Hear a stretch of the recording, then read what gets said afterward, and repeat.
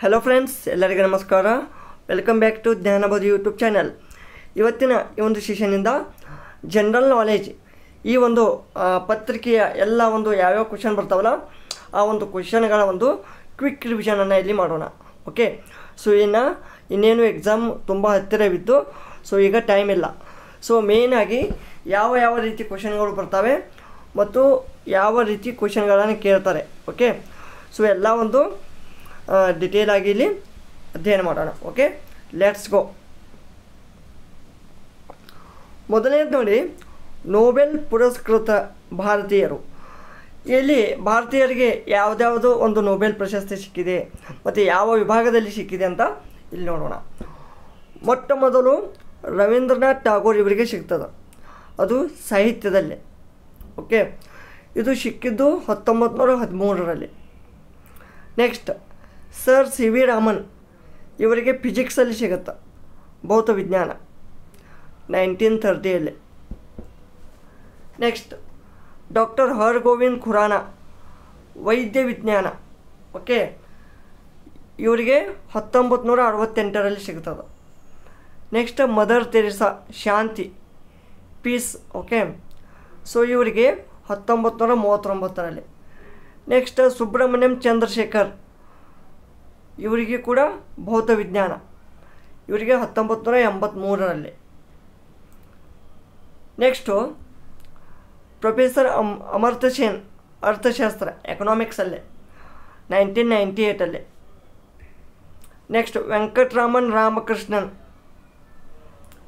ಇವರಿಗೆ 2009ರಲ್ಲಿ ಸಿಗ್ತದೆ. ನೆಕ್ಸ್ಟು ಕೊನೆಯದಾಗಿ ಯಾರಿಗೆ ಕೈಲಾಶ್ ಸತ್ಯಾರ್ಥಿ ಅಂತ ಬರುತ್ತಾರೆ, ಕೈಲಾಶ್ ಸತ್ಯಾರ್ಥಿ ಇವರಿಗೆ ಕೂಡ ಶಾಂತಿ. ಓಕೆ, ಈ ಮದರ್ ತೆರೇಸಾ ಅವರಿಗೆ ಶಾಂತಿ ಸಿಕ್ಕಿದೆಯಲ್ಲ, ಈ ಕೈಲಾಶ್ ಸತ್ಯಾರ್ಥಿ ಅವರು 2ನೇ ವ್ಯಕ್ತಿ ಆಗ್ತಾರೆ ಈ ಪೀಸಲ್ಲಿ ಸಿಗುವಂಥ ಒಂದು ಪ್ರಶಸ್ತಿಗೆ ಭಾಜನರಾಗ್ತಾರೆ ಇವರು. ನೊಬೆಲ್ ಇವರಿಗೆ 2014ನಲ್ಲಿ ಸಿಗುತ್ತಾ. ಇವ್ರ ಜೊತೆಗೆ ಇನ್ನೊಬ್ಬರಿಗೆ ಸಿಕ್ಕಿದೆ, ಯಾರಿಗೆ? ಮಲಾಲಾ ಯೂಸುಫ್ಜಾಯ್. ಓಕೆ, ನೆಕ್ಸ್ಟ್ ಇಲ್ಲಿ ಭಾರತದ ಪ್ರಥಮ ಯಾರಾಗಿ ಹೋಗಿದ್ದಾರೆ ಅದನ್ನು ಇಲ್ಲಿ ನೋಡಿಕೊಳ್ಳೋಣ. ಸ್ವತಂತ್ರ ಭಾರತದ ಪ್ರಥಮ ಪ್ರಧಾನಮಂತ್ರಿ ಪಂಡಿತ್ ಜವಾಹರ್ಲಾಲ್ ನೆಹರು. ದೇಶದ ಮೊದಲ ಮುಖ್ಯ ನ್ಯಾಯಮೂರ್ತಿ ಜಸ್ಟಿಸ್ ಹೀರಾಲಾಲ್ ಜೆ ಕನಿಯಾ. ಸೇನೆಯ ಮೊದಲ ಮುಖ್ಯಸ್ಥ ಜನರಲ್ ಎಂ ರಾಜೇಂದ್ರ ಸಿಂಗ್. ನೌಕಾಪಡೆಯ ಮೊದಲ ಮುಖ್ಯಸ್ಥ ವೈಸ್ ಅಡ್ಮಿರಲ್ ಆರ್ ಡಿ ಕಟಾರಿ. ವಾಯುಪಡೆಯ ಮೊದಲ ಮುಖ್ಯಸ್ಥ ಏರ್ ಮಾರ್ಷಲ್ ಸರ್ ಥಾಮಸ್ ಎಲ್ಮಿರಿಸ್ಟ್. ಸ್ವತಂತ್ರ ಭಾರತದ ಮೊದಲ ಶಿಕ್ಷಣ ಸಚಿವ ಮೌಲಾನಾ ಅಬ್ದುಲ್ ಕಲಾಂ ಆಜಾದ್ ಇವರು. ಸ್ವತಂತ್ರ ಭಾರತದ ಮೊದಲ ಶಿಕ್ಷಣ ಆಯುಕ್ತ ಸುಕುಮಾರ್ ಸೇನ್. ಮೊದಲ IPS ಅಧಿಕಾರಿ ಸತ್ಯೇಂದ್ರನಾಥ್ ಟಾಗೋರ್. ICS. ಮೊಟ್ಟ ಮೊದಲ Indian civil service exam pass ಮಾಡಿದ ಒಬ್ಬ ಭಾರತೀಯ ವ್ಯಕ್ತಿ ಅಂದರೆ ಸತ್ಯೇಂದ್ರನಾಥ್ ಟಾಗೋರ್. ನೆಕ್ಸ್ಟು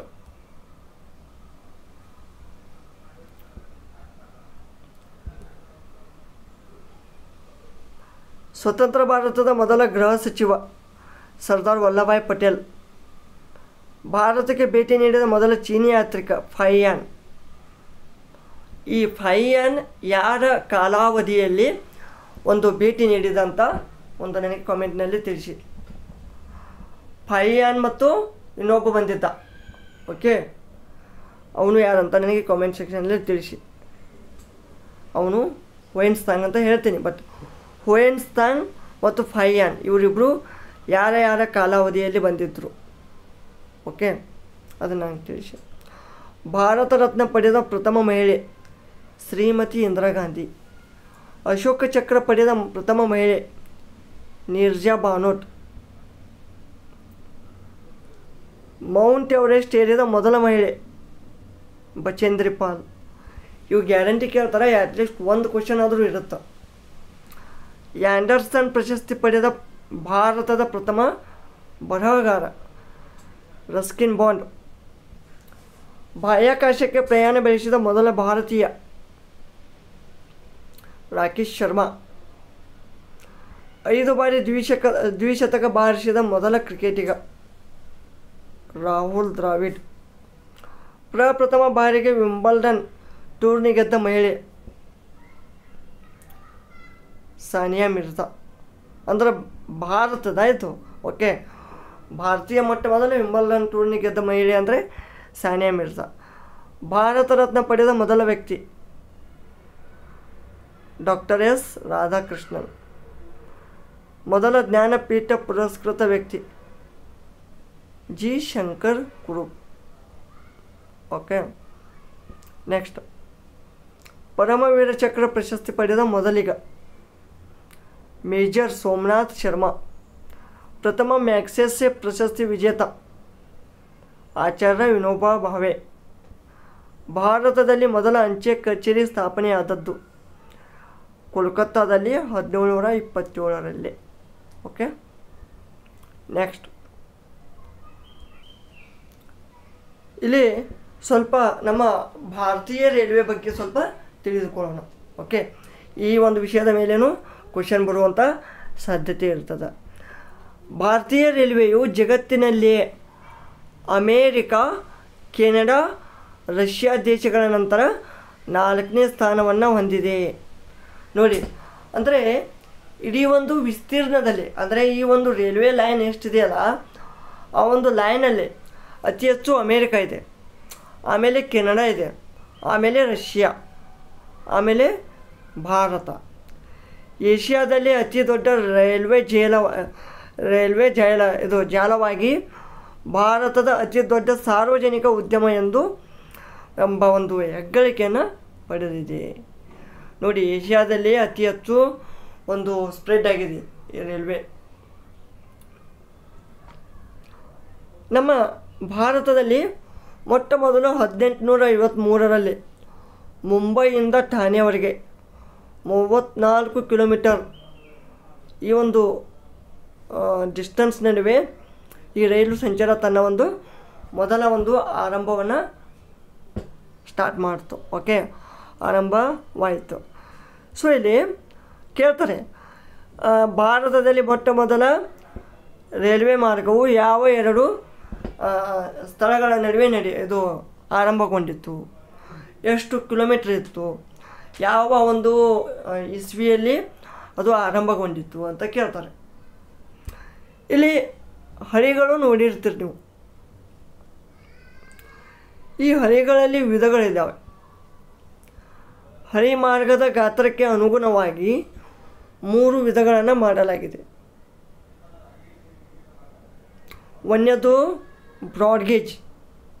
ಓಕೆ, ಒಂದನೇದು broad gauge, metre gauge, narrow gauge, ಹೀಗೆ 3 ವಿಧಗಳಿದ್ದಾವೆ. ಬ್ರಾಡ್ ಗೇಜ್ ಅಂದರೆ ಏನು? ರೈಲ್ವೆ ಮಾರ್ಗದ ರೈಲು ಹಳಿಗಳ ನಡುವಿನ ಅಂತರ.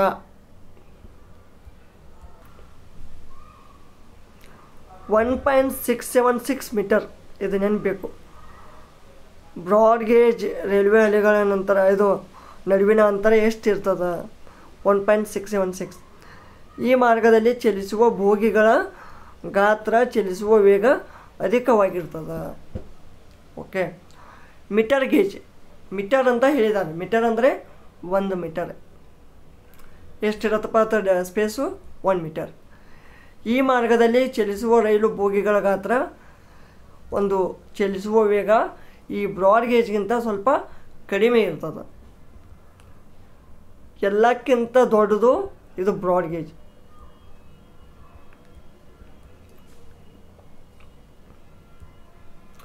ನ್ಯಾರೋ ಗೇಜ್ 2 ಹಳಿಗಳ ನಡುವಿನ ಅಂತರ 0.762 ಮೀಟರ್ ಇರ್ತದೆ. ಈ ವಿಧದ ರೈಲ್ವೆ ಇಂಜಿನ್ಗಳು ಗಣಿ, ಮನರಂಜನೆ, ಉದ್ಯಾನ ಮೊದಲಾದ ಸ್ಥಳಗಳಲ್ಲಿ ಬಳಸಲು ಸೂಕ್ತವಾಗಿದೆ. ಫ್ರೆಂಡ್ಸ್, ನ್ಯಾರೋ ಗೇಜ್ ಅಂದ್ರೇನು? 0.762. ನೋಡಿ, ನಾರ್ಮಲಾಗಿ ಈಗ ನಾವು ಏನೋ ಒಂದು ಟ್ರಾವೆಲ್ ಮಾಡ್ತೀವಲ್ಲ, ಅದು 1.6 672 ಅದು 676 ಯಾವುದು ಬ್ರಾಡ್ ಗೇಜು. ಇದು ನ್ಯಾರೋ ಗೇಜ್ ಇರೋದು ನಾರ್ಮಲಾಗಿ ಇದು ಈಗ ಮೈನಿಂಗಲ್ಲಿ ಮೈನಿಂಗ್ ಏನು ಮಾಡ್ತಾರಲ್ಲ ಅಲ್ಲಿ ಟ್ರಾನ್ಸ್ಪೋರ್ಟ್ ಮಾಡಲಿಕ್ಕೆ, ಈಗ ಏನಾದರೂ entertainment for example Ramoji film city ಈ ಥರ ಒಂದು ಇದು ಏನಪ್ಪ ಪಾರ್ಕ್ಗಳಲ್ಲಿ ಅಥವಾ ನ್ಯಾಷನಲ್ ಈ ಒಂದು ಉದ್ಯಾನವನಗಳಲ್ಲಿ ಈ ಒಂದು ನ್ಯಾರೋ ಗೇಜನ್ನು ಉಪಯೋಗಿಸ್ತಾರೆ. ಈಗ ರೈಲ್ವೆ ವಲಯ,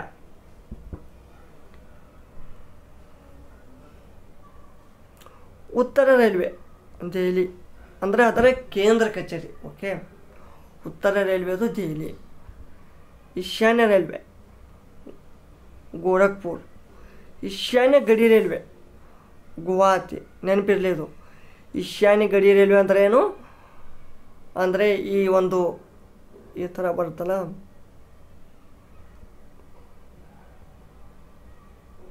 ಓಕೆ, ಈ ಒಂದು ಭಾಗದ ಈಶಾನ್ಯ ಗಡಿ ರೈಲ್ವೆ ಇಲ್ಲಿ ಗುವಾಹತಿ ಆಸಾಮಲ್ಲಿ ಬರುತ್ತೆ, ಇದು ಹೆಡ್ ಕ್ವಾರ್ಟ್ರು. ಓಕೆ, ನೆಕ್ಸ್ಟ್ ಆಗ್ನೇಯ ರೈಲ್ವೆ ಕೋಲ್ಕತ್ತಾ ಇಲ್ಲಿ ಬರುತ್ತೆ, ಕೋಲ್ಕತ್ತಾ ಆಗ್ನೇಯ. ಓಕೆ, ಆಗ್ನೇಯ, ನೈಋತ್ಯ, ವಾಯುವ್ಯ, ಈಶಾನ್ಯ ಹೀಗೆ ಬರುತ್ತೆ. ಓಕೆ, ನೆಕ್ಸ್ಟ್ ಪೂರ್ವ ರೈಲ್ವೆ ಅದು ಕೋಲ್ಕತ್ತಾ ಪೂರ್ವ ಬರುತ್ತೆ, ಕೋಲ್ಕತ್ತಾ. ಪಶ್ಚಿಮ ರೈಲ್ವೆ ಮುಂಬೈ. ಓಕೆ, ಆಮೇಲೆ ಮಧ್ಯ ರೈಲ್ವೆ ಸೆಂಟ್ರಲ್ ರೈಲ್ವೆ. ಪಶ್ಚಿಮ ರೈಲ್ವೆ ಮಧ್ಯ ರೈಲ್ವೆ ಎರಡೂ ಇಲ್ಲಿ ಮುಂಬೈಯಲ್ಲಿದ್ದಾವೆ. ದಕ್ಷಿಣ ಮಧ್ಯ railway south central railway. Okay, ಇದು ಚೆನ್ನೈ. ದಕ್ಷಿಣ ಮಧ್ಯ ರೈಲ್ವೆ, ಸಾರಿ ಫ್ರೆಂಡ್ಸ್, ಇದು ದಕ್ಷಿಣ ಮಧ್ಯ ಅಲ್ಲ, ಇದು ದಕ್ಷಿಣ ರೈಲ್ವೆ ಬರುತ್ತೆ, ಇದು ಚೆನ್ನೈಯಲ್ಲೇ. ದಕ್ಷಿಣ ಮಧ್ಯ ರೈಲ್ವೆ ಅಂದರೆ ಸಿಕಂದರಾಬಾದ್. ಓಕೆ, ಈಗ ನೋಡಿ, ಈಗ ಭಾರತ ಇದೆ ಅಂದರೆ ಚೆನ್ನೈಯಲ್ಲಿದೆ, ಇದು ದಕ್ಷಿಣ ಬರುತ್ತೆ. ದಕ್ಷಿಣ ಮಧ್ಯ ಅಂದರೆ ಸಿಕಂದರಾಬಾದ್, ಹೈದರಾಬಾದ್. ಓಕೆ, ಇಲ್ಲಿ ದಕ್ಷಿಣ ಮಧ್ಯ. ನೈಋತ್ಯ ರೈಲ್ವೆ ಇದು ನಮ್ಮದು ಹುಬ್ಬಳ್ಳಿ, ನೈಋತ್ಯ ರೈಲ್ವೆ ಹುಬ್ಬಳ್ಳಿ. ಪೂರ್ವ ಮಧ್ಯ ರೈಲ್ವೆ ಹಾಜಿಪುರ್. ಉತ್ತರ ಮಧ್ಯ ರೈಲ್ವೆ ಅಲಹಾಬಾದ್. ಈಗ ಯಾವುದು ಪ್ರಯಾಗರಾಜ್. ಉತ್ತರ ಮಧ್ಯ ರೈಲ್ವೆ. ವಾಯುವ್ಯ ರೈಲ್ವೆ ಜೈಪುರ್ ರಾಜಸ್ಥಾನದಲ್ಲಿ. ಪೂರ್ವ ಕರಾವಳಿ ರೈಲ್ವೆ ಭುವನೇಶ್ವರ್. ಪಶ್ಚಿಮ ಮಧ್ಯ ರೈಲ್ವೆ ಜಬಲ್ಪುರ್. ಆಗ್ನೇಯ ಮಧ್ಯ ರೈಲ್ವೆ ಬಿಲಾಸ್ಪುರ್ ಛತ್ತೀಸ್ಗಢದಲ್ಲಿ. ಓಕೆ, ಆಗ್ನೇಯ ಮಧ್ಯ ರೈಲ್ವೆ. ನೆಕ್ಸ್ಟ್, ಈಗ ಭಾರತದಲ್ಲಿರುವ ಪ್ರಮುಖ ಕ್ರೀಡಾಂಗಣಗಳು ಸ್ಟೇಡಿಯಂ. ಈಡನ್ ಗಾರ್ಡನ್ ಇದು ಕ್ರಿಕೆಟ್ಗೆ ಫೇಮಸ್ಸು. ಓಕೆ, ಇದು ಕ್ರಿಕೆಟನ್ನು ಇಲ್ಲಿ ಆಡ್ತಾರೆ, ಇದು ಕೋಲ್ಕತ್ತಾದಲ್ಲಿದೆ. ನೆಕ್ಸ್ಟ್ ವಾನ್ಖೇಡೆ ಮುಂಬೈಯಲ್ಲಿ ಇನ್ನೊಂದಿದೆ ಡಿ.ವೈ. ಪಾಟೀಲ್ ಅಂತ. ಓಕೆ, ನೆಕ್ಸ್ಟ್ CA ಕ್ರೀಡಾಂಗಣ ಇದು ಪಂಜಾಬ್. ಮಹಾಲೆ Green Park Kanpur. Okay, Feroz Shah Kotla Delhi. ಈಗ ಇದು ಫಿರೋಜ್ ಶಾ ಕೋಟ್ಲಾನ ಅರುಣ್ ಜೇಟ್ಲಿ ಕ್ರೀಡಾಂಗಣ ಅಂತ ಮಾಡಿದ್ದಾರೆ. ನೆಕ್ಸ್ಟ್ ಚಿನ್ನಸ್ವಾಮಿ ನಮ್ಮ Bengaluru. M.A. Chidambaram stadium Chennai. Green Park Kanpur. Fateh Maidan Hyderabad. Roop Singh Gwalior. Rajiv Gandhi ಅಂತಾರಾಷ್ಟ್ರೀಯ ಕ್ರಿಕೆಟ್ ಮೈದಾನ ಹೈದರಾಬಾದ್.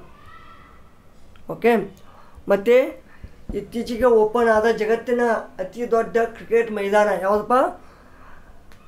ಶ್ರೀ ನರೇಂದ್ರ ಮೋದಿ ಸ್ಟೇಡಿಯಂ. ಎಲ್ಲಿಪ್ಪ? ಅಹಮದಾಬಾದ್.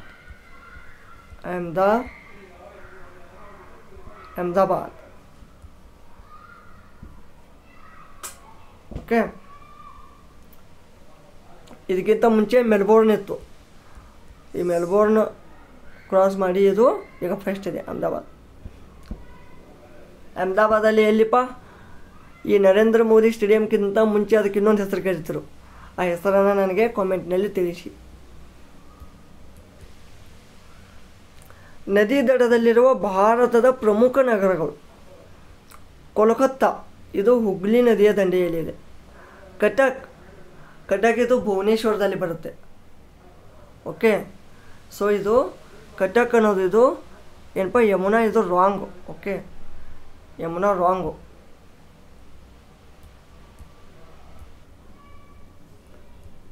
ಇದು ಯಮುನಾ ಅಲ್ಲ, ಇದು ಕಟಕ್ ಬರೋದು ಮಹಾನದಿಯ ಮೇಲೆ. ಓಕೆ, ಇದು ಮಿಸ್ಟೇಕ್ ಆಗಿದೆ. ಕಟಕ್ ಇದು ಮಹಾನದಿ, ಭುವನೇಶ್ವರದಲ್ಲಿ ಬರ್ತದೆ. ನೆಕ್ಸ್ಟ್ ಫಿರೋಜ್ಪುರ್, ಇದು ಸತ್ಲಜ್ ನದಿಯ ದಂಡೆ ಮೇಲೆ ಬರ್ತದೆ. ನೆಕ್ಸ್ಟ್ ಜಮ್ಶೇಡ್ಪುರ್, ಜಾರ್ಖಂಡಲ್ಲಿ ಸುವರ್ಣರೇಖಾ. ಕಾನ್ಪುರ್, ಗಂಗಾ ನದಿ. ಲಕ್ನೋ, ಗೋಮತಿ. ಲುಧಿಯಾನ, ಸತ್ಲಜ್. ಪಾಟ್ನಾ, ಗಂಗಾ. ಹೈದರಾಬಾದ್, ಮೂಸಿ. ಶ್ರೀನಗರ್, ಜೇಲಂ. ಸೂರತ್, ತಾಪ್ತಿ. ವಿಜಯವಾಡ, ಕೃಷ್ಣಾ.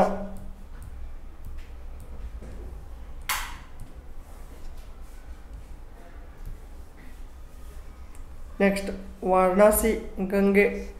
ನಾಸಿಕ್, ಗೋದಾವರಿ. ಮತ್ತು ಇದರ ಬಿಟ್ಟು ಏನಪ್ಪ, ಕೃಷ್ಣ ಒಂದು ನದಿ ಬರ್ತದೆ. ಈ ಕೃಷ್ಣಾ ನದಿ ಸಾಂಗ್ಲಿ ಅಂತ ಒಂದು, ಸಾಂಗ್ಲಿ ಇದು ಮಹಾರಾಷ್ಟ್ರದಲ್ಲಿ ಬರ್ತದೆ. ಓಕೆ, ಸಾಂಗ್ಲಿ. ಓಕೆ, ಇಲ್ಲಿ ಪ್ರಮುಖ ಘಟನಾವಳಿಗಳನ್ನು ನೋಡೋಣ ಇಲ್ಲಿ. ಓಕೆ, ಹಿಸ್ಟ್ರಿಯಲ್ಲಿ ಬರುವಂಥ ಫೇಮಸ್ ಏನಪ್ಪ, ಇವು ಏನಾದರೂ ಯುದ್ಧಗಳಾಗಲಿ, ಏನಾದರೂ ಸ್ಥಾಪನೆ, ಎಲ್ಲ ಒಂದು ಮಾಹಿತಿಯನ್ನು ನೋಡೋಣ ಇಲ್ಲಿ. 1961 ಮೂರನೇ ಪಾನಿಪತ್ ಕದನ. ಮೊದಲ ಪಾನಿಪತ್ ಕದನ ಯಾವಾಗ ಆಗ್ತದೆ? 1526. ಸೆಕೆಂಡ್ ಪಾನಿಪತ್ 1565. ಮೂರನೇ ಪಾನಿಪತ್ 1761. 1857 ಸಿಪಾಯಿ ದಂಗೆ. 1861 ಇಂಡಿಯನ್ ಕೌನ್ಸಿಲ್ ಆ್ಯಕ್ಟ್ ಕಾಯ್ದೆ ಜಾರಿ ಆಗ್ತದೆ. 1885 ಕಾಂಗ್ರೆಸ್ ಸ್ಥಾಪನೆ.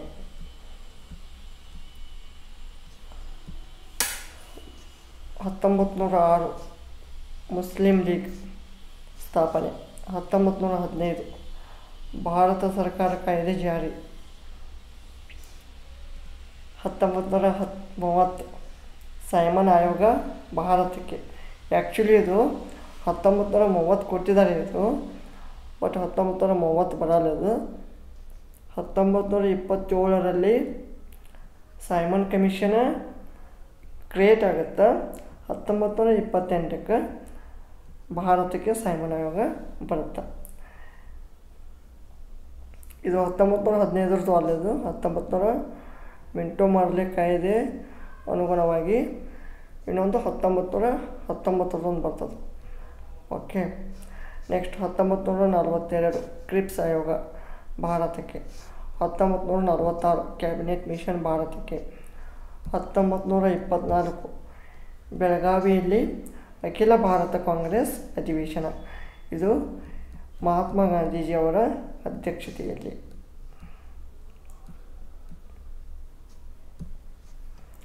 1988 ಭ್ರಷ್ಟಾಚಾರ ನಿಯಂತ್ರಣ ಕಾಯ್ದೆ ಜಾರಿ. 1964 ಭಾರತದಲ್ಲಿ ಕೇಂದ್ರೀಯ ಜಾಗೃತ ದಳ ಸ್ಥಾಪನೆ. ಸೆಂಟ್ರಲ್ ವಿಜಿಲೆನ್ಸ್ ಕಮಿಷನ್ ಅಂತಾರೆ ಇದಕ್ಕೆ, CVC. 1963 CBI ಕೇಂದ್ರ ತನಿಖಾ ದಳ ಸ್ಥಾಪನೆ. ನೆಕ್ಸ್ಟ್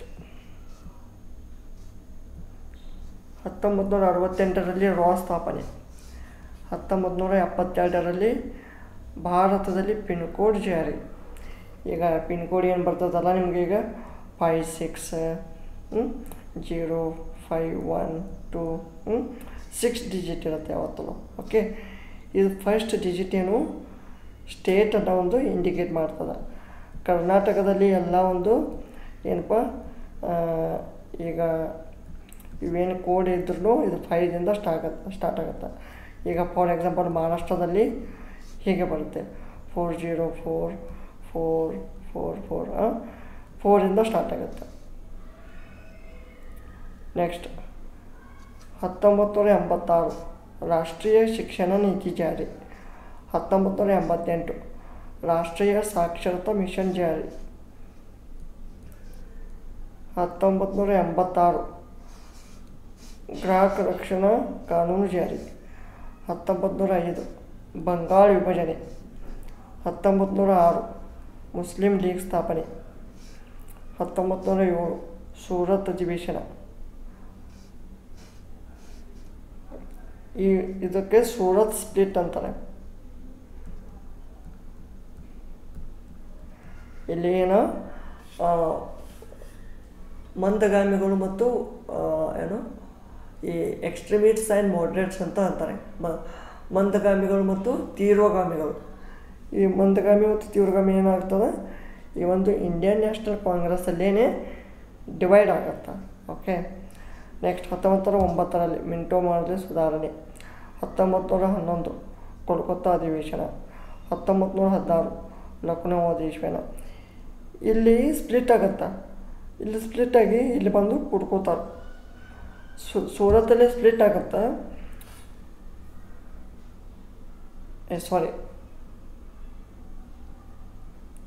ಇಲ್ಲಿ ಸೂರತ್ತಲ್ಲಿ ಸ್ಪ್ಲಿಟ್ ಆಗೋದದ್ದು ಇಂಡಿಯನ್ ನ್ಯಾಷನಲ್ ಕಾಂಗ್ರೆಸ್ಸಲ್ಲಿ ಮಂದಗಾಮಿಗಳು ಮತ್ತು ತೀವ್ರಗಾಮಿಗಳು. ಇಲ್ಲಿ ಲಕ್ನೋ ಅಧಿವೇಶನದಲ್ಲಿ INC ಮತ್ತು Muslim league, all India Muslim league. Okay. ಈ ಆಲ್ ಇಂಡಿಯಾ ಮುಸ್ಲಿಂ ಲೀಗ್ ಏನಾಗ್ತದೆ, ಇವೆರಡು ಕೂಡ್ತಾವೆ.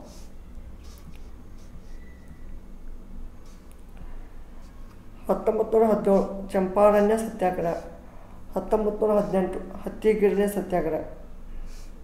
1919 ರೌಲತ್ ಕಾಯ್ದೆ. 1919 ಜಲಿಯನ್ ವಾಲಾಬಾಗ್ ದುರಂತ. 1920 ಖಿಲಾಫತ್ ಚಳವಳಿ. 1922 ಚೌರಿ ಘಟನೆ.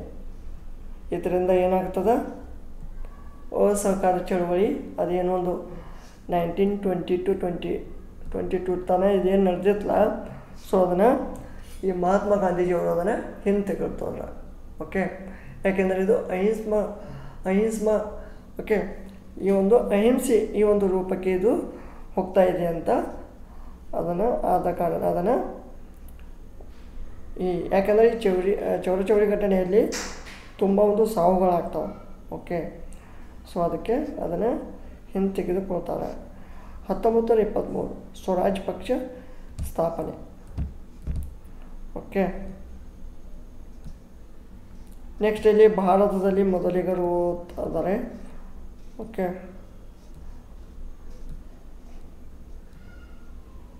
ಸೊ ಇವೆಲ್ಲ ಮುಂದಿನ ಒಂದು ಸೆಷನಲ್ಲಿ ನೋಡೋಣ. ಈ ಒಂದು ವಿಡಿಯೋ ಇಷ್ಟವಾದಲ್ಲಿ ಲೈಕ್ ಮಾಡಿ, ಕಾಮೆಂಟ್ ಮಾಡಿ.